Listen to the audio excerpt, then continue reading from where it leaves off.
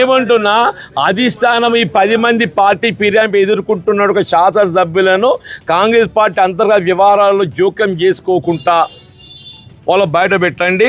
నేను ఎందుకు వదులుతాను కాంగ్రెస్ పార్టీ? నేను ఎందుకు వదులుతా?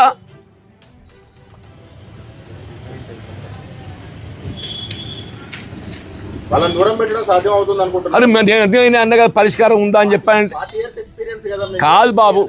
అది మీరే అంటే ఇది మీరే అంటారు. నా దృష్టిలో పరిష్కారం లేదని ముందే చెప్పా. నేను చేయని సంతోషం చేయాల్సిందే కదా బాబు. ఏకపక్షం ఎట్టుంటది బాబు?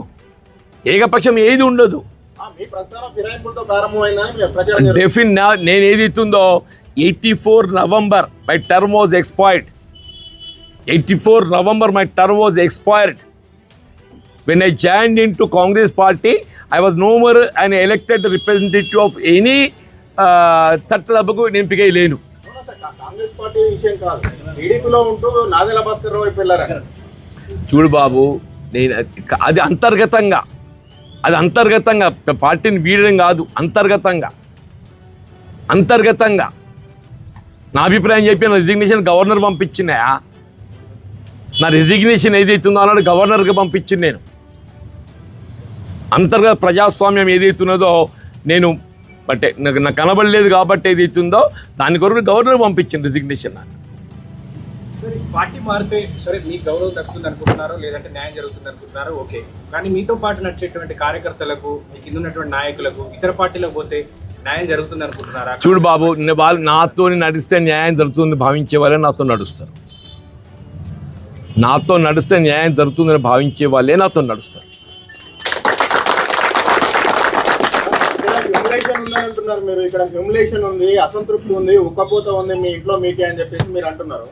మీరు ఒక 43 years ప్రజా జీవితంలో ఉన్నారు. అంత ఎక్స్పీరియన్స్ ఉన్న పార్టీలు కానీ లీడర్లు కానీ ఇతర పార్టీలలో ఉన్నారు. అక్కడ మీకు మీ రేంజ్ గౌరవం దక్కుతుందని మీరు భావిస్తున్నారు?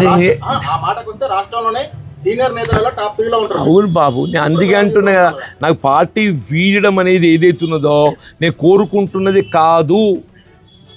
దయచేసి అది నేను ముందే ఐ వెంట్ ఆన్ రికార్డ్. నేను పార్టీ వీడడం అనేది నేను ఎంత హ్యూమిలియేషన్లో, సఫకేషన్లో ఆ నిర్ణయం తీసుకునే పరిస్థితి ఏర్పడుతుందో అని చెప్పా. నేను ఎవడు కూడా 4 దశాబ్దాల అనుబంధాన్ని వీడాలి అని చెప్పి కోరుకోడు.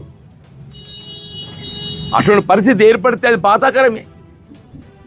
ఆ బాధకి ఉపశమనానికి ఏదైతుందో పెద్ద ఇస్ నో అదర్ ఆప్షన్.